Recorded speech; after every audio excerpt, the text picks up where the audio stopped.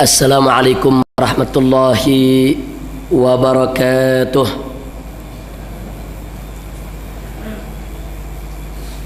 Bismillah, walhamdulillah, wala hawla wala quwata illa billah.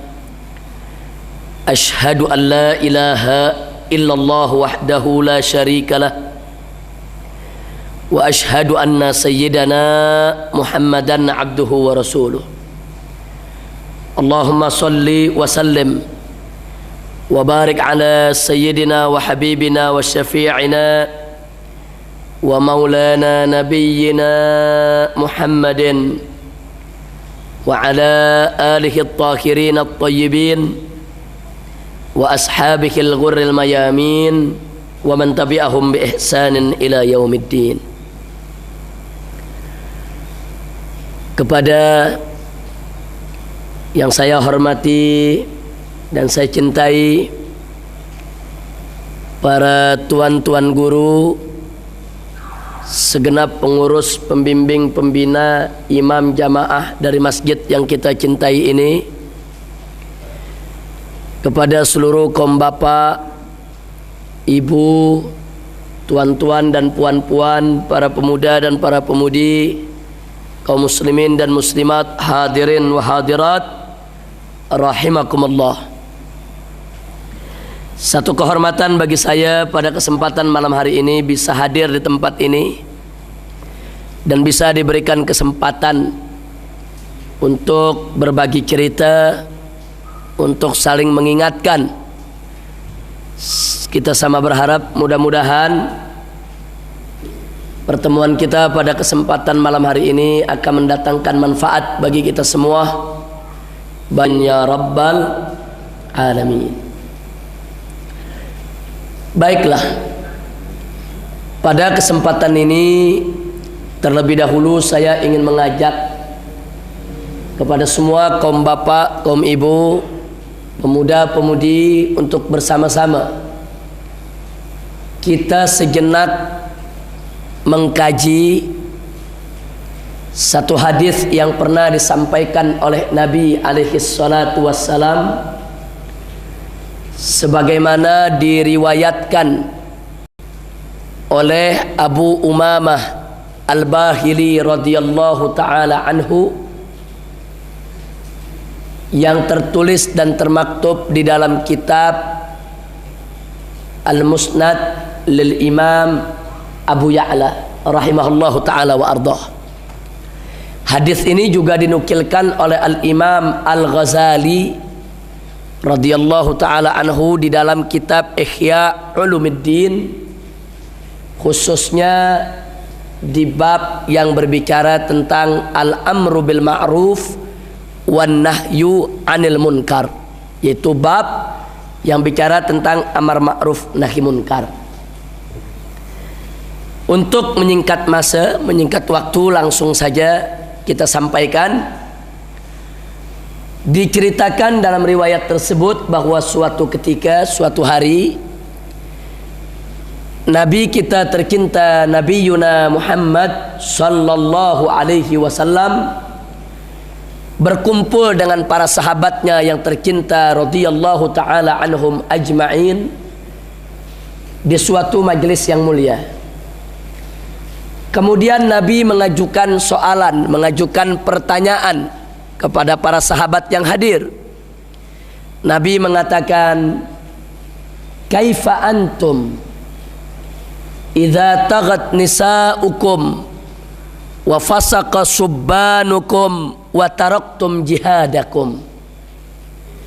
Kata Nabi, "Kaifa antum, bagaimana kamu sekalian jika di suatu hari nanti taghat nisa'ukum, perempuan-perempuanmu durhaka, wa fasaqa subbanukum, dan para pemuda-pemudimu durjana,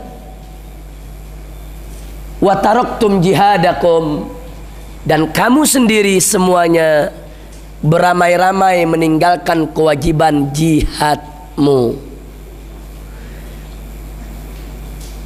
Meluncur pertanyaan ini dari Nabi ditujukan kepada para sahabat. Para sahabat yang mendengar pertanyaan tersebut terkejut, kaget. Mereka kaget bukan karena ditanya, bukan karena ada soalan, tapi yang membuat mereka kaget dan terkejut adalah karena di dalam pertanyaan Nabi tadi ada suatu kabar, ada akhbar, ada berita bahwasanya nanti di suatu masa di tengah umat Nabi, yaitu kaum muslimin, umat Islam, akan terjadi suatu kondisi, suatu situasi di mana kaum wanitanya, kaum perempuannya durhaka, sementara para pemudanya durjana, dan kaum musliminnya ramai-ramai meninggalkan kewajiban jihad. Ini yang membuat para sahabat terkejut. Saking terkejutnya mereka balik bertanya, mereka balik menyampaikan soalan kepada Nabi. Awakainun dzalika ya Rasulullah? Apakah yang demikian itu akan sungguh-sungguh terjadi wahai Rasulullah? Para sahabat bertanya sedemikian rupa kepada Nabi bukan karena mereka tidak percaya dengan berita dari Nabi. Mereka yakin apapun berita yang disampaikan oleh Nabi pasti benar. Dan kalau Nabi bercerita tentang suatu kejadian peristiwa di masa yang akan datang, niscaya bakal terjadi. Kenapa? Karena Allah menyatakan dalam Al-Qur'anul Karim, "Wa ma yantiqu 'anil hawa in huwa illa wahyu yuha." Tidaklah Nabi Muhammad itu mengucapkan suatu kata, suatu ucapan dari hawa nafsunya, melainkan merupakan wahyu yang diwahyukan oleh Allah kepadanya. Jadi sabda Nabi adalah wahyu Allah, ucapan Nabi adalah wahyu dari Allah. Sehingga kalau Nabi memberitakan bahwa nanti akan terjadi begini, akan terjadi begitu, akan terjadi seperti ini dan seperti itu bukan ramalan Nabi, karena Nabi bukan tukang ramal. Itu bukan prediksi Nabi, karena Nabi bukan pengamat, bukan. Tapi itu adalah wahyu dari Allah, dan berita tersebut pasti benar. Nah, ini yang membuat para sahabat bertanya. Jadi bukan karena sahabat tidak percaya, mereka percaya, beriman bahwa Nabi beritanya pasti benar. Tapi mereka terkejut, kaget. Kok kondisi umat Islam seperti itu? Akhirnya Nabi menjawab.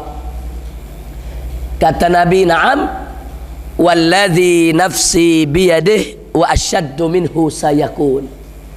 Ya, kata Nabi, yang demikian itu akan terjadi.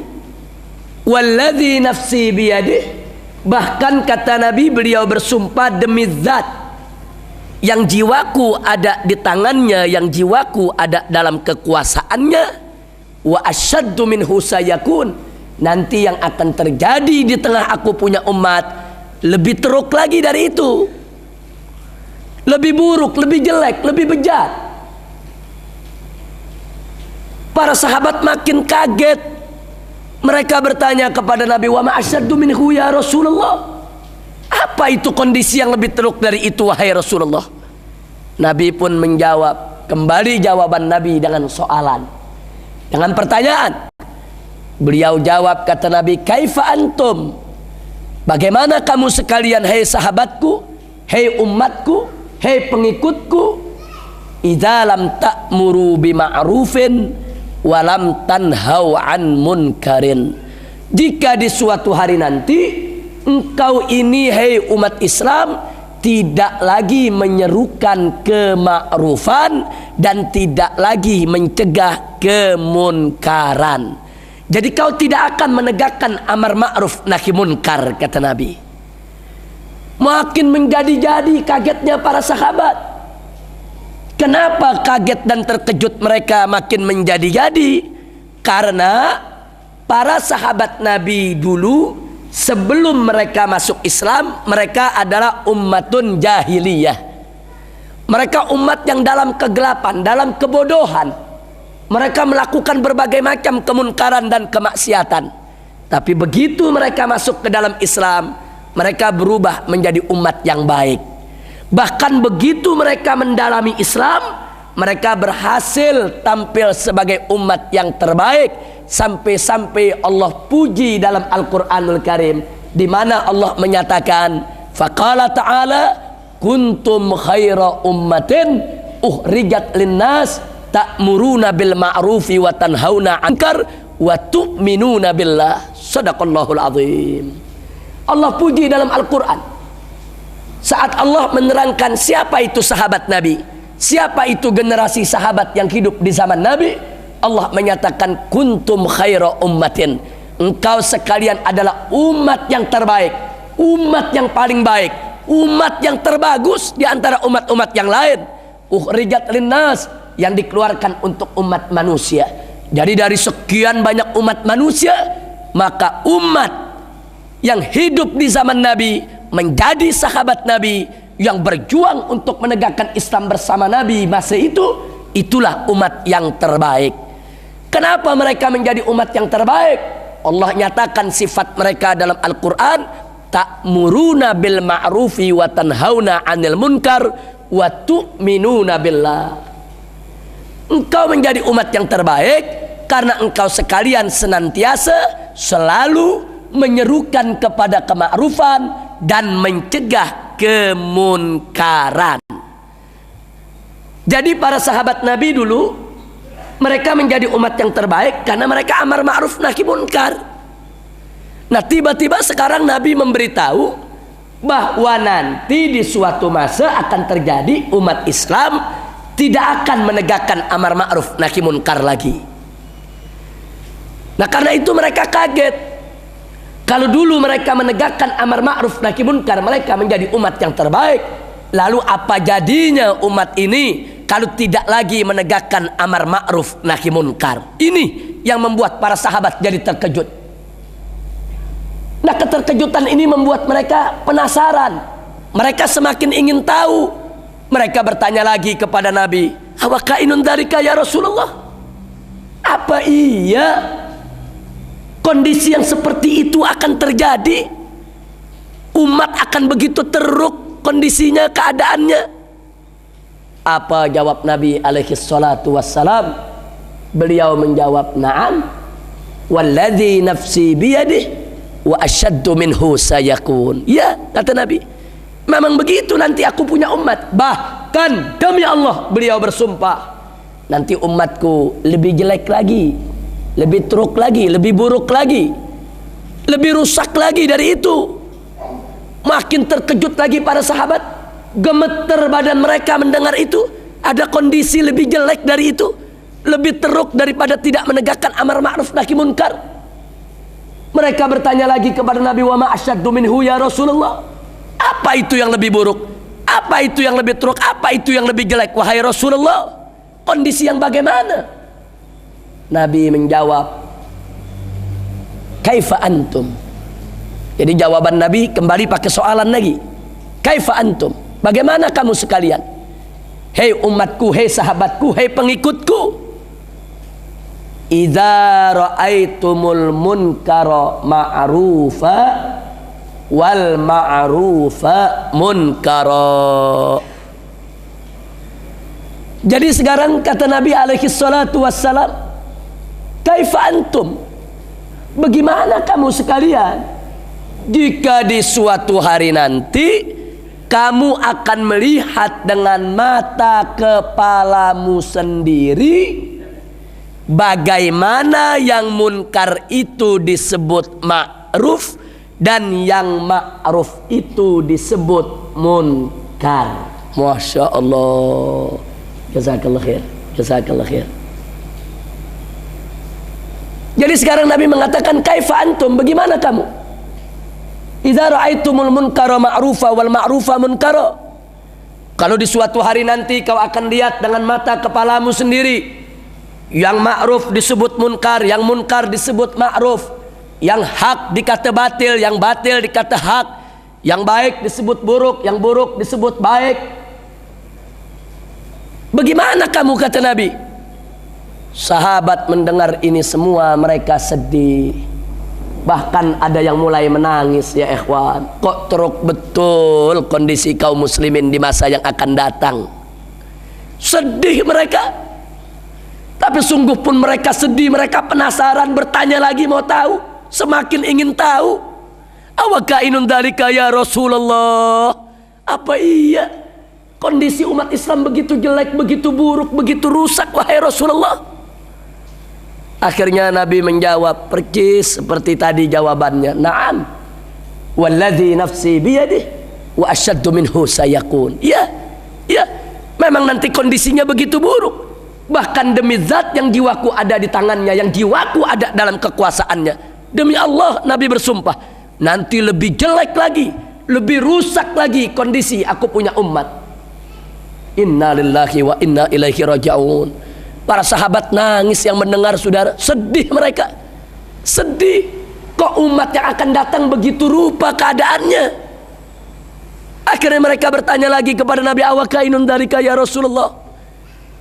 Jadi makanya karena sedih mereka bertanya, apa yang begitu itu akan terjadi? Begitu Nabi menjawab, iya, itu akan terjadi. Bahkan kondisinya lebih teruk lagi. Mereka kembali lagi bertanya, wa ma asyaddu minhu ya Rasulullah. Apalagi kondisi yang lebih buruk dari itu, lebih teruk dari itu. Akhirnya Nabi mengatakan, kaifa antum idza amartum bil munkari wa nahaitum 'anil ma'ruf. Bagaimana kamu sekalian jika di suatu hari nanti engkau akan menyerukan kemunkaran dan akan mencegah kemakrufan? Masya Allah.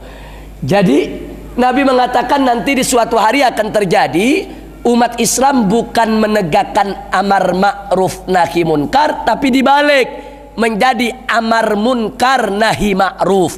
Bukan menyerukan kemakrufan, tapi sebaliknya menyerukan kemunkaran. Bukan mencegah kemunkaran, tapi sebaliknya mencegah kemakrufan.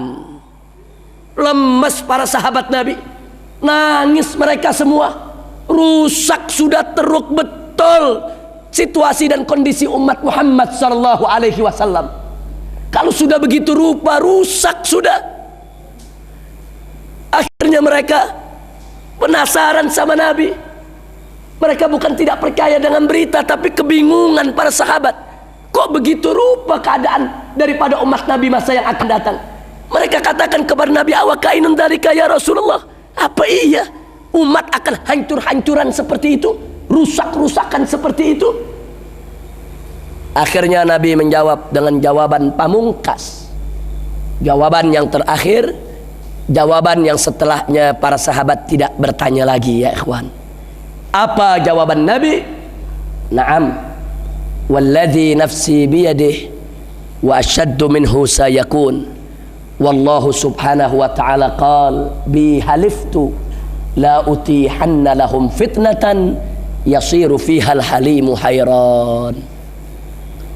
Sadaqallah wa sadaqan nabi sallallahu alaihi wa alihi wa sahbihi wa sallama tasliman katsira wa balagad da'wa wa addal amanah wa nasahal ummah wa jahada fi sabilillahi haqqa jihadih. Jadi kata Nabi, ya, nanti umatku akan begitu rusak, buruk, teruk, dan demi Allah kata Nabi yang jiwaku ada di dalam kekuasaannya, bahwa nanti yang terjadi akan lebih jelek lagi dari itu, lebih rusak dari itu semua.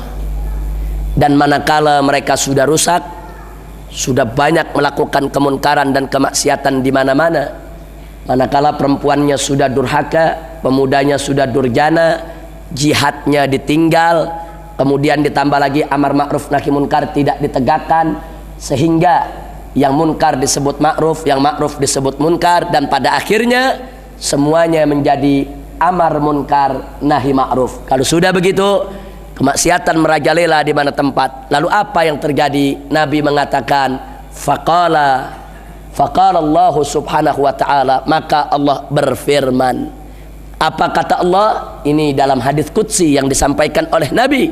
Allah mengatakan, bi haliftu, dengan zatku, dengan kebesaranku, dengan keagunganku aku bersumpah, kata Allah, la utihanna lahum fitnatan, aku sungguh-sungguh akan buka pintu-pintu fitnah bagi mereka umat Islam yang sudah rusak, bagi kaum muslimin yang sudah tidak menegakkan amar ma'ruf nahi munkar, bahkan dibalik menjadi amar munkar nahi ma'ruf, la utihanna lahum fitnah, aku akan buka pintu-pintu fitnah, aku akan kirim berbagai macam fitnah, bencana, musibah, bala, malapetaka kepada mereka, hatta yasiru fihal alimu hayran, sampai-sampai kalau bencana sudah terjadi di mana-mana, orang-orang yang halim, ulama-ulama yang arif, ulama-ulama yang bijak, ulama-ulama yang istiqamah, ulama-ulama yang soleh, mereka semua hayran, mereka keheranan, mereka kebingungan, mereka seperti tidak mengerti apa lagi yang harus dilakukan. Masya Allah. Inilah yang Nabi sampaikan sebagaimana dinukilkan oleh Al-Imam Al-Ghazali dalam kitab Ihya Ulumuddinnya, yang bersumber dari Musnad Al-Imam Abu Ya'la, yang beliau dapatkan hadis tersebut dari seorang sahabat yang bernama Abu Umamah Al-Bahili radhiyallahu taala anhu. Nah, pelajaran apa yang harus kita ambil dari ini? Yuk kita kaji secara singkat saja satu persatu dari 5 kondisi yang disampaikan oleh Nabi tadi. Yang pertama, kondisi di mana perempuan durhaka, para pemuda durjana, dan kaum muslimin beramai-ramai meninggalkan kewajiban jihad. Kondisi yang pertama ini kita bisa lihat sekarang ini di zaman kita, di mana-mana negeri Islam ya ikhwan, berapa banyak perempuan-perempuan muslimah yang sudah durhaka kepada Allah dan Rasulnya. Mereka tidak lagi menutup aurat mereka secara baik, mereka tidak lagi mengenakan hijab dan jilbab mereka sebagaimana diperintahkan oleh Allah. Dan berapa banyak di antara mereka durhaka kepada suami-suami mereka. Mereka tidak menjalankan kewajibannya sebagai seorang istri sebagaimana mestinya. Coba kita lihat berapa banyak perempuan-perempuan di dunia Islam saat ini, tingkah laku mereka tidak lagi menunjukkan keislamannya, perkis yang Nabi sampaikan. Soal pemuda kita lihat berapa banyak pemuda kita saat ini, mereka yang durhaka kepada Allah dan Rasulnya, dan mereka yang sudah tidak hormat lagi kepada kedua orang tuanya, tidak hormat kepada ibu dan bapaknya, saudara. Coba lihat, karena mereka terlalu sering menonton film-film barat yang tidak mengenal adab antara anak dengan orang tua, akhirnya tingkah laku orang barat dalam film, bagaimana anak kurang ajar kepada orang tua, itu yang mereka contoh dalam kehidupan mereka. Padahal dalam ajaran Islam kita sama tahu bagaimana seorang anak wajib untuk menjunjung tinggi kedua orang tuanya. Tapi saat ini anak-anak durjana, coba kita lihat, bahkan pemuda-pemuda kita sekarang lebih banyak yang suka duduk di kedai daripada duduk di masjid-masjid untuk mengikuti majelis taklim para tuan-tuan guru kita. Coba kita lihat kenyataan yang ada di mana-mana, di Indonesia, di Malaysia, di mana-mana negeri Islamnya, ikhwan. Ini kenyataan yang terjadi. Bahkan kalau kita lihat anak-anak pemuda lah yang sekarang ini yang terkena dadah, yang terkena daripada mengkonsumsi drugs, obat-obatan terlarang, ganja dan lain sebagainya. Siapa yang kena kalau bukan pemuda-pemuda kita? Perkis seperti yang disabdakan oleh Nabi. Dan yang berikutnya, kaum muslimin, Nabi katakan rame-rame akan meninggalkan kewajiban jihad. Saya tidak mau panjang lebar bicara soal jihad pada kesempatan malam hari ini, tapi ada satu hal yang cukup menarik. Umat Islam saat ini jangankan diajak berjihad, jangankan diajak untuk turun di medan jihad, bahkan untuk bicara jihad saja banyak yang takut, saudara.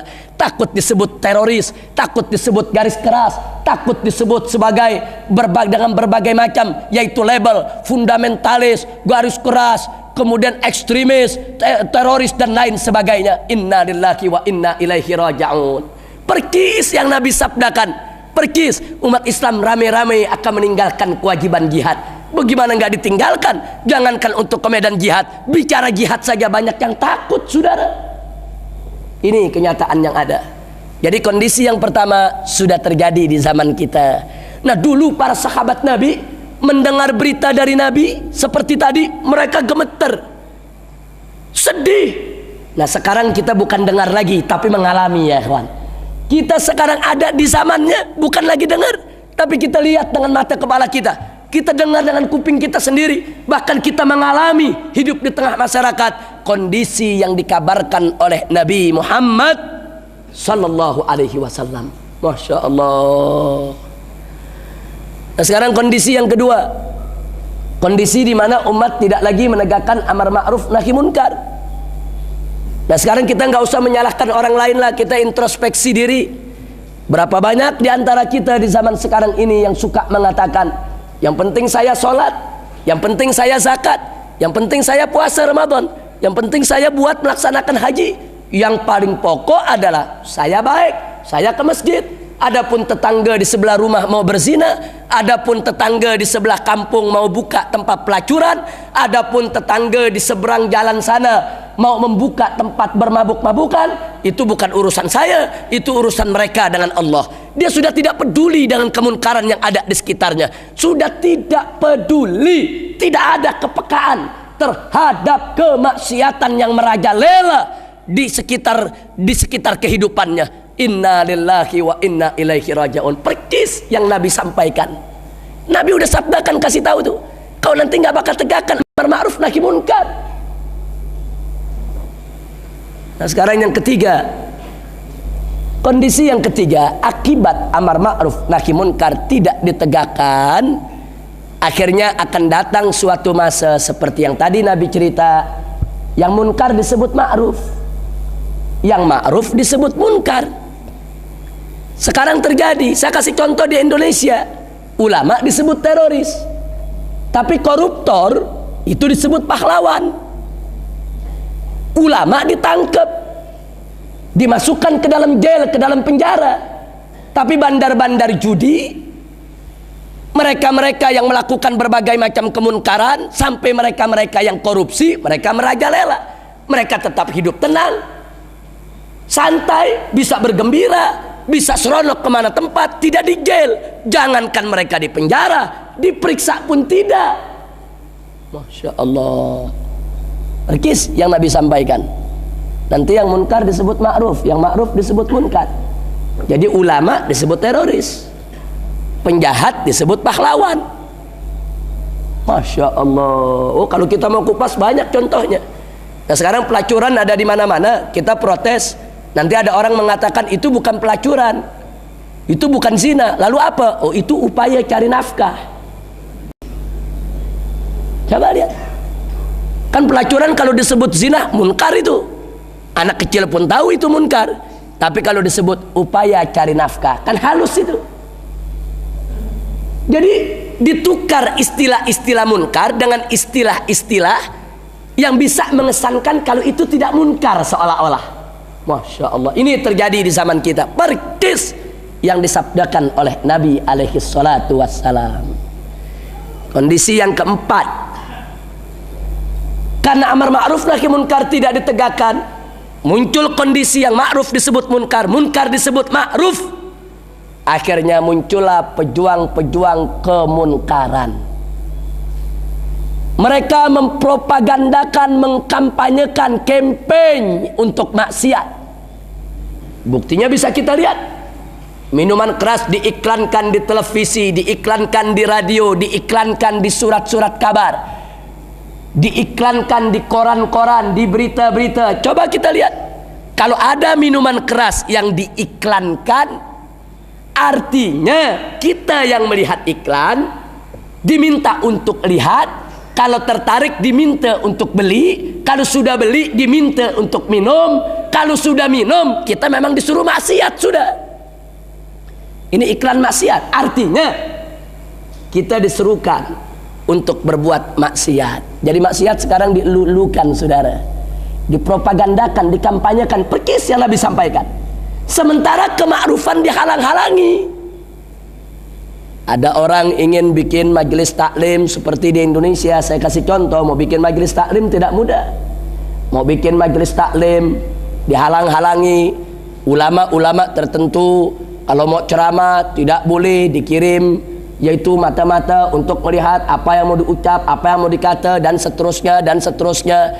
Tapi giliran ada penyanyi dangdut seperti Inul itu, sampai ke Malaysia juga terkenal, mau bikin maksiat tidak perlu izin, bahkan dikawal lagi saudara.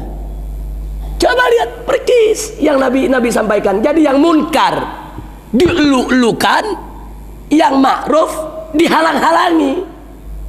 Inna lillahi wa inna ilaihi raji'un. Nah, jadi saya cuma menyampaikan, inilah yang Nabi ceritakan. Ternyata betul, semua terjadi di zaman kita.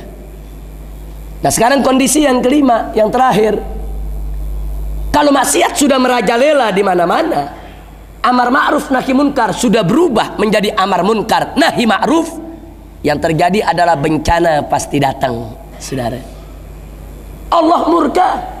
Nabi tadi yang katakan, Allah murka, Allah berfirman, bi haliftu, aku bersumpah demi kebesaranku, demi kekuasaanku, demi keagunganku, la utihanna lahum fitnatan, aku akan buka berbagai macam fitnah bagi mereka, untuk mereka. Aku akan kirim macam-macam bencana, musibah, bala, malapetaka. Sampai-sampai orang alim, ulama yang istiqomah akan kebingungan begitu melihat bencana sudah ada di mana-mana, saudara. Inna lillahi wa inna ilaihi raji'un. Nah, jadi ini musibah buat kita semua. Nah, makanya apapun musibah yang ada di zaman sekarang ini, itu tidak terlepas daripada kesalahan kita juga.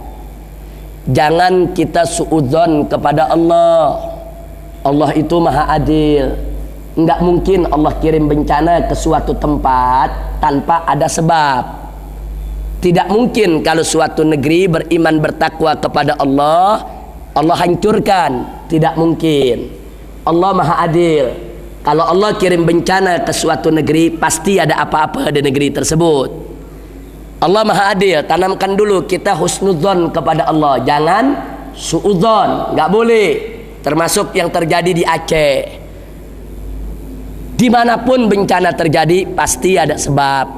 Allah maha adil. Nggak mungkin Allah sekonyong-konyong tiba-tiba mengirim bencana begitu tanpa ada sebab. Tidak mungkin. Karena Allah berfirman dalam Al-Quranul Karim, faqala ta'ala, wa ma kunna muhlikil qura illa wa ahluha zalimun. Tidaklah kami membinasakan suatu perkampungan, suatu negeri, melainkan kecuali penduduk negeri tersebut sudah menjadi orang-orang yang zalim.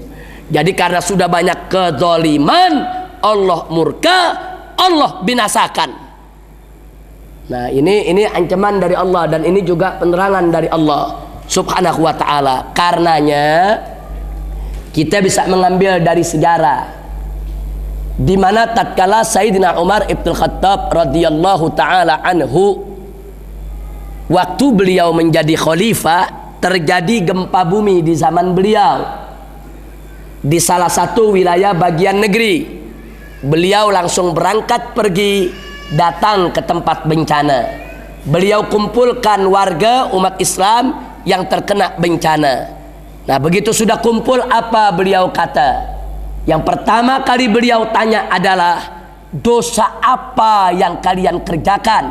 Maksiat apa yang kalian lakukan sampai bencana ini terjadi menimpa kalian? Masya Allah. Coba lihat. Jadi soalan yang ditanya oleh Sayyidina Umar ibn Khattab radhiyallahu ta'ala anhu kepada korban bencana adalah, maksiat apa yang kau lakukan sehingga bencana terjadi? Kenapa Sayyidina Umar bertanya sedemikian rupa? Karena tadi sudah kita jelaskan, Allah berfirman, wa ma kunna muhlikil qura illa wa ahluha zalimun. Tidaklah sekali-kali kami membinasakan suatu negeri, suatu perkampungan, kecuali penduduknya sudah berubah menjadi orang zalim. Itu yang ditanya oleh Sayyidina Umar kepada penduduk setempat, saudara. Nah, maka itu yang pertama, dalam kesempatan ini tanamkan dulu keyakinan dalam diri kita bahwa Allah maha adil.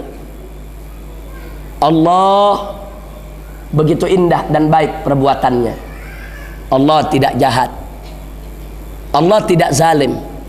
Mustahil Allah mengirimkan bencana ke satu tempat tanpa ada sebab-sebabnya yang membuat Allah mengirim bencana tersebut, saudara. Nah, baiklah, setelah panjang lebar saya sampaikan sedemikian rupa Kemudian sekarang muncul pertanyaan, lalu kenapa harus Aceh? Ada apa dengan Aceh? Aceh kan Serambi Mekah. Aceh kan Nanggro Aceh Darussalam. Aceh itu kan satu-satunya provinsi di Indonesia yang telah diizinkan oleh pemerintah Republik Indonesia untuk menjalankan syariat Islam. Disetujui oleh presiden, oleh parlemen, setuju Aceh menerapkan syariat Islam. Aceh penduduknya 100% kaum muslimin. Kenapa bencana harus terjadi di Aceh? Nah, untuk menjawab ini, ingat, pertama tanamkan dulu husnudzon kepada Allah. Jangan kita suudzon kepada Allah. Nanti kalau kita suudzon kepada Allah bisa merusak akidah. Yakinlah bahwa Allah tidak akan kirim bencana ke Aceh kalau tidak ada apa-apa di Aceh. Pasti ada sesuatu ya ikhwan. Nah, karena itu saya dengan 1.300 relawan yang saya bawa dari tanah Jawa, Kalimantan dan Sulawesi berangkat ke Aceh, duduk tinggal di Aceh 2 bulan lebih untuk mengutip mayat-mayat yang berserakan di mana-mana tempat.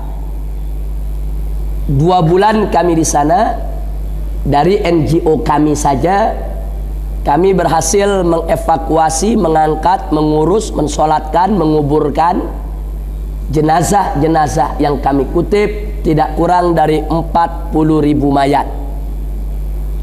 Sementara yang dikumpulkan oleh tentara, yang dikumpulkan oleh polis, yang dikumpulkan oleh NGO lain, semuanya digabung, dihitung total yang sudah diurus, yang sudah dikutip, diangkut dan dikuburkan tidak kurang dari 130.000 mayat. Sementara yang hilang tidak kurang dari 150.000 orang. Itu yang hilang, entah kemana. Dan 200.000 lebih itu menjadi korban luka, cacat, ada yang dirawat di rumah sakit sampai saat ini karena menghirup lumpur, sampai lumpur itu ada di paru-parunya, harus dioperasi dan seterusnya dan seterusnya. Belum lagi terhitung ribuan anak-anak yang menjadi yatim piatu. Jadi lebih dari 500.000 yang menjadi mangsa korban daripada gelombang tsunami yang terjadi di Aceh. Nah, selama 2 bulan di sana, saya dan kawan-kawan, para ustadz, para tuan-tuan guru, bukan hanya mengutip mayat, bukan hanya memberikan bantuan kepada para pengungsi, tapi kita juga mencoba berdialog, berdiskusi, berbagi cerita dengan tuan-tuan guru yang ada di sana, dengan ulama-ulama Aceh, dengan tuan-tuan guru Aceh, tengku-tengku di Aceh. Kita mau dengar langsung dari mereka, ada apa dengan Aceh sehingga bencana bisa terjadi. Kesimpulannya kami mendapatkan jawaban, ternyata benar, di Aceh telah terjadi berbagai macam kezaliman.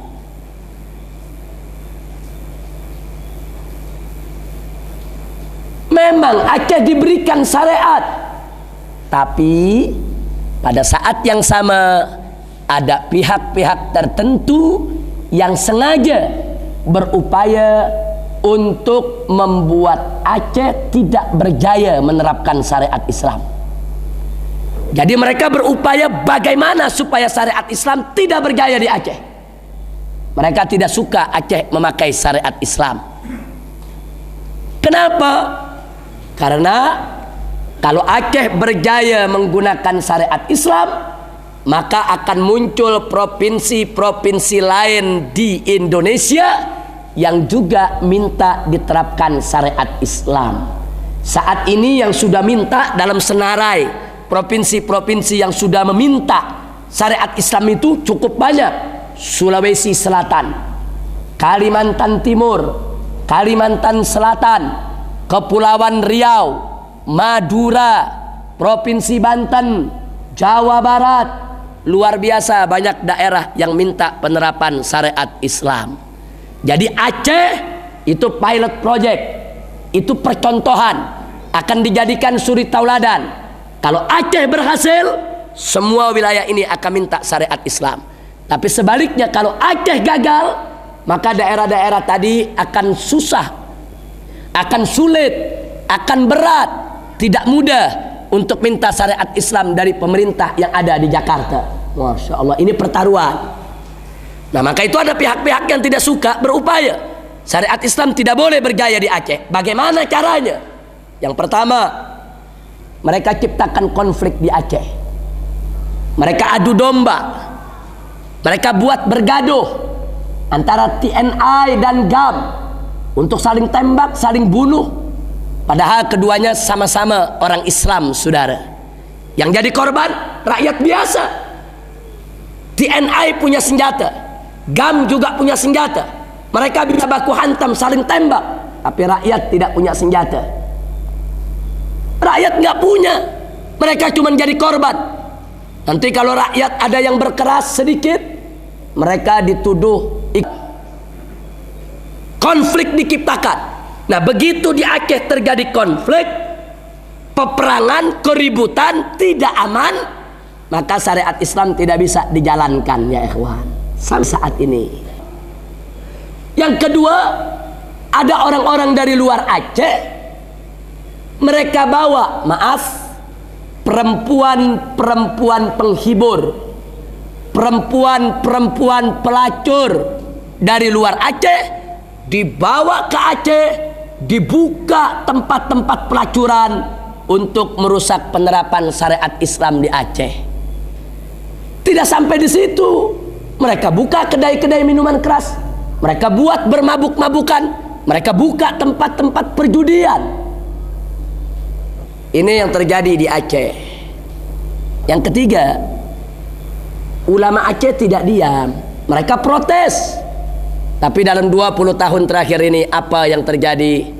Ulama-ulama yang keras, ulama-ulama yang dengan tegas memprotes, pagi bicara tegas, malam sudah diculik orang.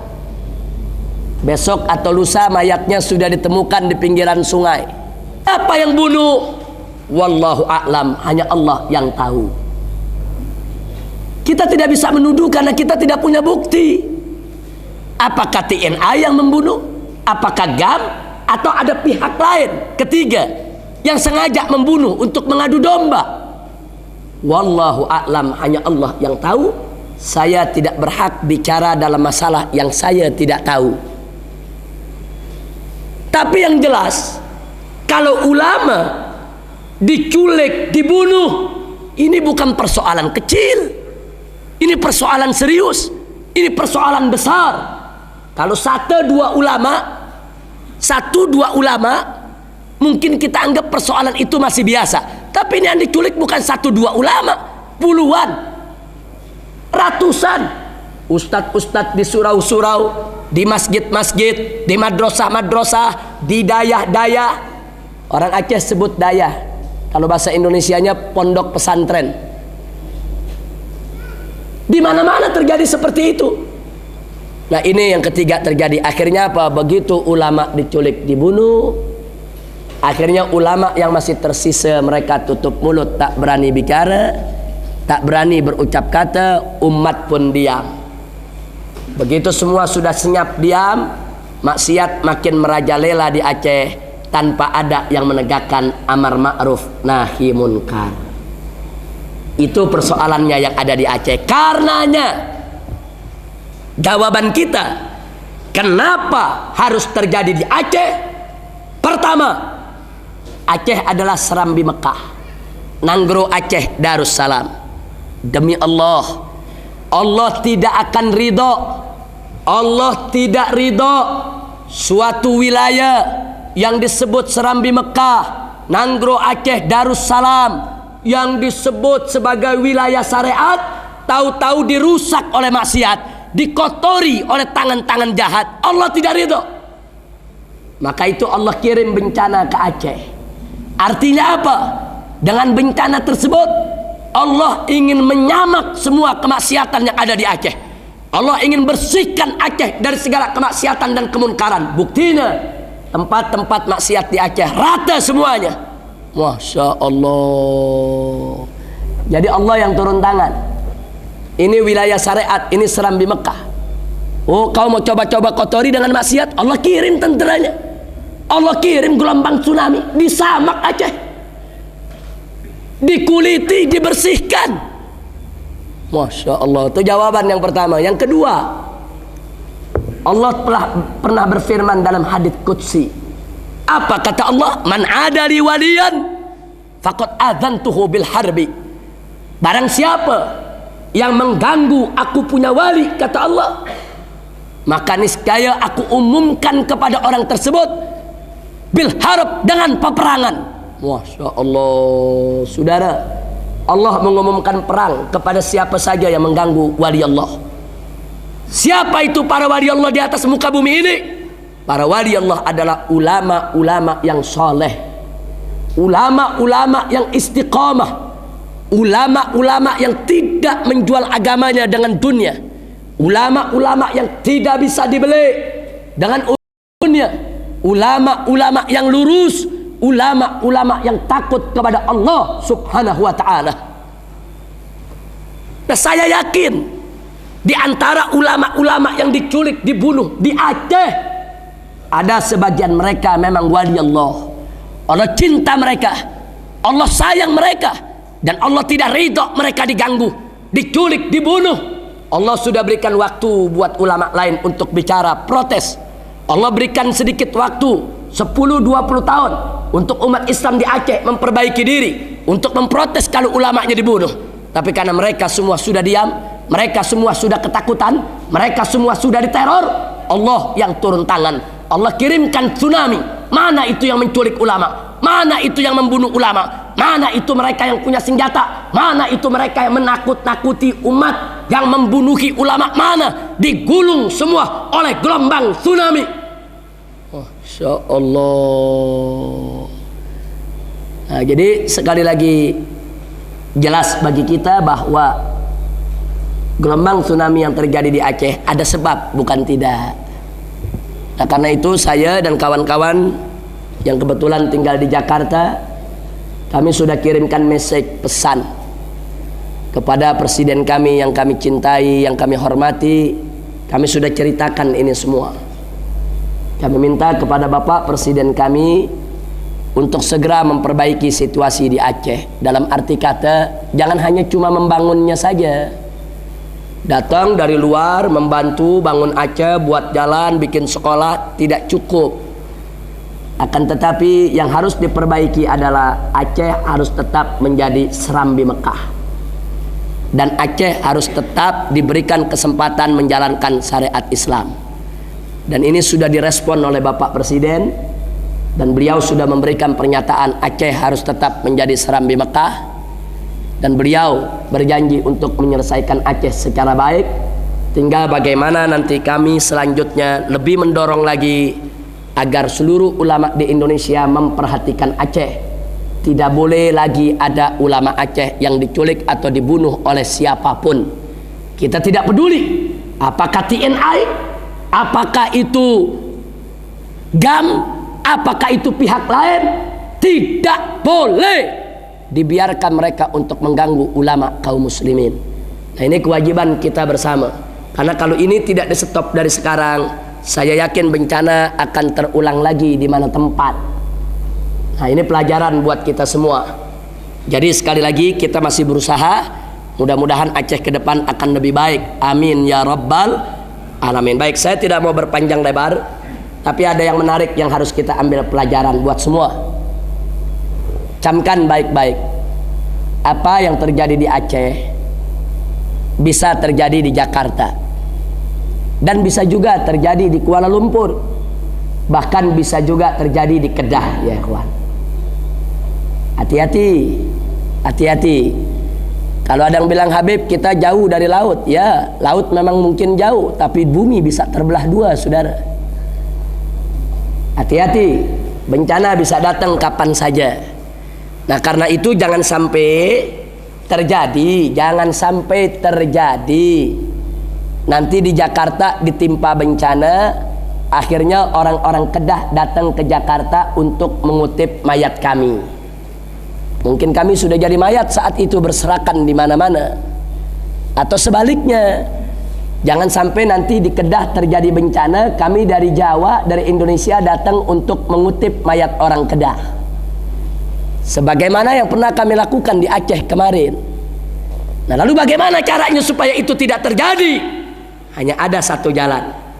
Tingkatkan iman dan takwa kepada Allah. Tegakkan perintah Allah, tegakkan amar ma'ruf nahi munkar. Jangan sampai dibalik menjadi amar munkar nahi ma'ruf, ya ikhwan. Itu aja kuncinya. Kalau amar ma'ruf nahi munkar kita tegakkan, walaupun maksiat masih banyak, kita nggak berhasil, tapi kita tetap tegakkan amar ma'ruf nahi munkar, bencana jauh daripada terjadi, ya ikhwan. Kenapa?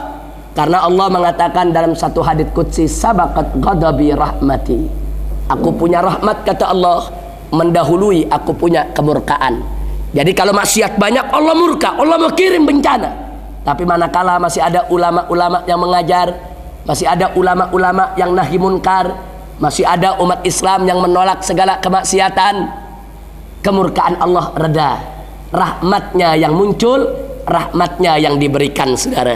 Tapi kalau amar ma'ruf nahi munkar sudah tidak ditegakkan, hati-hati, bencana bisa datang setiap saat. Nah, karena itu kewajiban kita bukan menang, bukan berjuang menang atau kalah, itu urusan Allah, bukan urusan kita. Kewajiban kita adalah tegakkan amar ma'ruf nahi munkar. Itu kewajiban kita. Menang kalah serahkan kepada Allah. Enggak, kita enggak diwajibkan menang, tidak. Kita diwajibkan tegakkan amar ma'ruf nahi munkar, bukan menangnya. Nah, kenapa ini saya sampaikan? Karena ada yang bicara begini, saya mau tegakkan amar ma'ruf nahi munkar, tapi hitung-hitung enggak menang, saya enggak jadi tegakkan. Itu salah, saudara. Penegakan amar ma'ruf nahi munkar itu kewajiban, laksanakan, itu kewajiban. Soal menang kalah itu urusan Allah. Maka itu ulama-ulama salaf pernah mengatakan, yajibu ala kulli muslimin an yujahid wa in tayaqqana annahu la yufid. Wajib atas tiap-tiap muslim untuk berjihad, untuk berjuang, walaupun dia yakin jihad dan perjuangannya tidak akan berhasil. Masya Allah, yakin gak berhasil saja wajib berjuang, apalagi kalau yakin. Nah, karena itu jangan ragu-ragu, tegakkan amar ma'ruf nahi munkar. Tapi ingat, sebelum tegakkan amar ma'ruf nahi munkar ke orang lain, mulai dari diri sendiri. Jangan kita teriak-teriak anti minuman keras, anti pelacuran. Tahu-tahu kita sendiri yang mabuk. Nah, jangan sampai terjadi ada yang teriak Allahu Akbar, tegakkan syariat Islam, Allahu Akbar. Kita tanya, antum sholat gak? Enggak. Ini kacau sudah kalau begini caranya, ya kawan. Jadi mulai dari diri sendiri. Tegakkan sholat 5 waktu, puasa bulan Ramadan, bayar zakat, berakhlakul karimah. Jangan saling mencaci maki di antara umat Islam. Jaga persatuan, jaga persaudaraan, jangan bergaduh. Apalagi zaman sekarang nih. Ini zaman sekarang orang-orang kafir mau hancurkan kita dengan isu terorisme. Umat Islam mau dibungkam di mana-mana, saudara. Ini bukan saatnya kita bergaduh. Kalau orang kafir mau hancurkan kita, stop dulu pergaduhan di antara kita. Kita boleh berbeda pendapat, tapi nggak boleh kita bergaduh, nggak boleh kita ribut sesama kita. Nanti orang kafir akan bertepuk tangan dan makin senang dia untuk menghancurkan kita. Nah, untuk ini sebagai penutup, saya ambil satu cerita. Dulu Sayyidina Ali ibn Abi Thalib radhiyallahu taala anhu itu berperang melawan Muawiyah. Kedua orang ini sama-sama sahabat Nabi. Ada hal yang menarik. Tatkala Muawiyah sudah hampir kalah, sementara pasukan kaum muslimin yang dipimpin oleh Ali ibn Abi Thalib semakin kuat, datang utusan dari Rum, dari Romawi, dari Raja Romawi, kirim ke Muawiyah untuk menawarkan bantuan. Jadi dari pihak kafir ini. Jadi raja kafir kirim utusan menemui Muawiyah untuk menawarkan bantuan. Apa sang utusan bilang? Wahai Muawiyah, raja kami tahu, kaisar kami mengerti, kalau Anda sudah tidak punya kekuatan, sebentar lagi akan kalah melawan Ali ibn Abi Thalib. Karena itu kami tawarkan bantuan. Anda mau tentera, kami berikan tentera. Anda mau senjata, kami kirimkan senjata.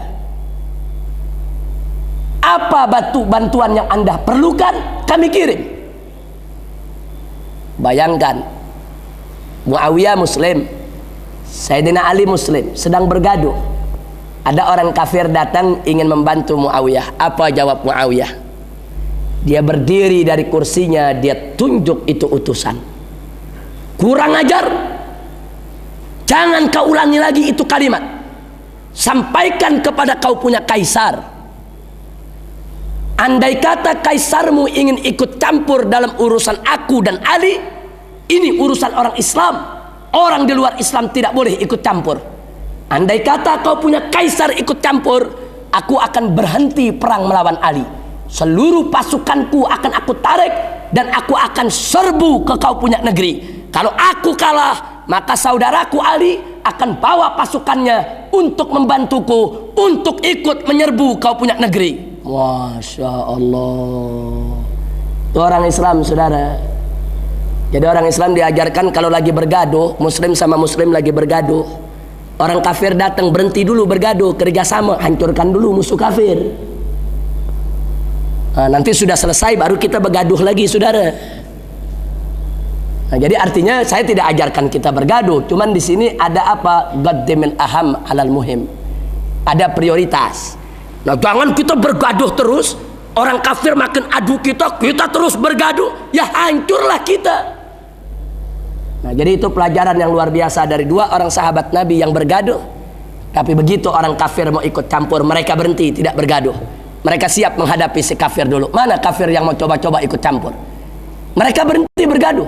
Mereka siap untuk menghadapi orang kafir yang mau coba ikut campur menghancurkan umat Islam. Subhanallah. Semoga ini bisa menjadi pelajaran buat kita semua. Nah, jadi ini yang bisa saya sampaikan. Saya tidak akan cerita banyak. Tadi cuplikan filmnya sudah, VCD-nya sudah diputar oleh teman-teman dari Teras. Di mana teman-teman Teras ini alhamdulillah mereka ikut turun ke Aceh. Mereka ikut turun ke Aceh, mereka ikut membantu saudara-saudara kita yang di Aceh. Bahkan saya sekarang keliling ini di Kedah, di Perlis, kemudian di Pulau Pinang, di mana tempat. Ini juga tidak lain dan tidak bukan, salah satunya juga atas kerjasama bantuan yang diperlancar oleh yaitu teman-teman NGO dari Teras. Begitu juga dibantu juga oleh Kopi Arab Saudah. Nah, itu ikut membantu. Begitu juga dibantu oleh AJK Korea Masjid di berbagai wilayah. Jadi artinya ada. Begitu juga kawan-kawan yang ada di Kuala Lumpur, yang di KL ikut membantu untuk melakukan dakwah, yaitu ke berbagai tempat yang ada di Malaysia ini. Alhamdulillah. Nah, karena itu saya ucapkan terima kasih kepada kawan-kawan yang ada di NGO Teras. Mudah-mudahan Teras bisa terus maju dan bisa terus berjuang. Nah, bagi mereka yang ingin lebih lanjut tahu soal Aceh, bagaimana itu tsunami, bagaimana cara angkat mayat di Aceh, saya rasa bisa hubungi nanti ke NGO Teras. Saya sendiri cukup sampai di sini karena memang hari ini sudah sangat betul-betul lelah, letih. Insya Allah besok subuh kita masih punya acara di Alustar. Kita masih punya acara subuh di Alustar dan besok malam masih ada acara di Masjid Raya di Masjid Perlis di tengah kota besok malam insya Allah. Kuala Perlis, insya Allah besok di Masjid Kuala Perlis selepas sholat maghrib. Nah, itu saja yang bisa saya sampaikan. Terima kasih atas segala perhatian. Saya mohon maaf atas segala kekurangan, kekhilafan dan kesalahannya. Namun sebelum kita akhiri, yuk kita baca suratul Fatihah terlebih dahulu.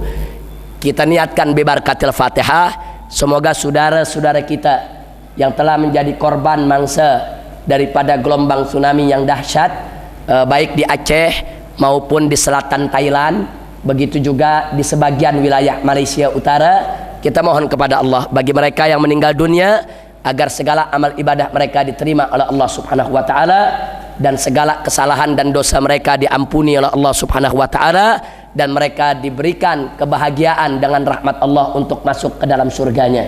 Dan bagi keluarga mereka yang ditinggalkan, yang masih hidup sampai saat ini, kita doakan juga bibarakatil Fatihah agar mereka diberikan kesabaran, diberikan ketabahan oleh Allah Subhanahu wa taala di dalam menanggung cobaan dan ujian. Dan kita doakan agar Allah menggantikan kebahagiaan mereka yang hilang dengan kebahagiaan lain yang tidak kalah, yaitu baik di dunia maupun di akhirat. Dan selanjutnya bibarakatil Fatihah kita mohon juga kepada Allah, yaitu agar kita punya negeri. Kalau antum yang ada di Kedah ini, mudah-mudahan Kedah Malaysia ke depan Allah jadikan sebagai baldatun thayyibah, Allah bersihkan dari segala kemunkaran dan kemaksiatan. Dan insya Allah begitu juga Indonesia, agar Allah bersihkan dari segala kemaksiatan dan kemunkaran. Dan bibarakatil Fatihah kita mohon kepada Allah agar pemimpin-pemimpin kita, umarok kita maupun para ulama kita diberikan kekuatan istiqomah di jalan Allah Subhanahu wa taala, di mana apa-apa yang sudah baik dari mereka lebih dibaikkan lagi oleh Allah, apa-apa yang belum baik dari mereka Allah perbaiki sehingga mereka menjadi pemimpin yang baik. Nah, kemudian bibarakatil Fatihah kita mohon juga kepada Allah agar kita yang hadir di sini dikuatkan iman dan takwanya, begitu juga keluarga kita semua. Ala hadhihi niyyah wa likulli niyatin salihah wa ila hadratin nabiyil mustafa sallallahu alaihi wasallam. Al-Fatihah.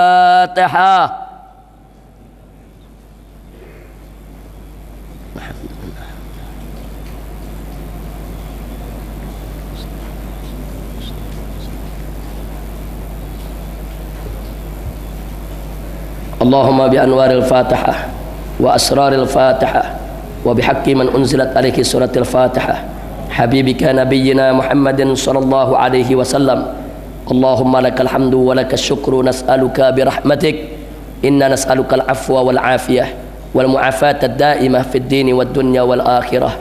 Allahumma sallimna wa sallimil muslimin, Allahumma irfa'anna wa an jami'il muslimin al-waba wal bala wal fitan ma dhahara minha wa ma batan. Allahumma anzil alal muslimin fi Malaysia wa fi Indonesia wa fi buldanil muslimina ammah rahmataka wa maghfirataka wa barakataka wa nusrataka ya khairan nasirin. Hasbunallah wa ni'mal wakil, ni'mal maula wa ni'man nasir, wa la hawla wa la quwwata illa billahil aliyyil azim. Rabbana atina fid dunya hasanah wa fil akhirati hasanatan wa qina adzaban nar wa adkhilna jannata ma'al abrar ya azizu ya ghaffar wa ya rabbal alamin. Wa sallallahu ala sayyidina Muhammadin wa ala alihi sayyidina Muhammad wa ala ashabi sayyidina Muhammad wa ala atba'i sayyidina Muhammad wa ala ummati sayyidina Muhammad bifadli subhana rabbika rabbil izzati amma yasifun wa salamun alal mursalin walhamdulillahi rabbil alamin. Taqabbalallahu minna wa minkum. Nah, itu yang bisa saya sampaikan. Sekali lagi terima kasih atas segala perhatian dan kepeduliannya. Mohon maaf atas segala kekurangan, kekhilafan dan kesalahannya. Hadani Allah wa iyyakum ila siratihil mustaqim. Wassalamualaikum warahmatullahi wabarakatuh. Alhamdulillah. Alhamdulillah. Waalaikumsalam warahmatullahi ta'ala wabarakatuh. Alhamdulillah, demikianlah tadi tuan-tuan dan puan-puan ceramah yang telah disampaikan oleh yang berbahagia Ustaz Habib Rizik Al-Shihab, Ketua Umum Front Pembela Islam Jakarta. Moga-moga segala luahan dan segala peringatan yang telah diberikan oleh beliau mendapat pengajaran yang besar kepada kita pada malam ini. InsyaAllah kita sama-sama menghayati dan melaksanakan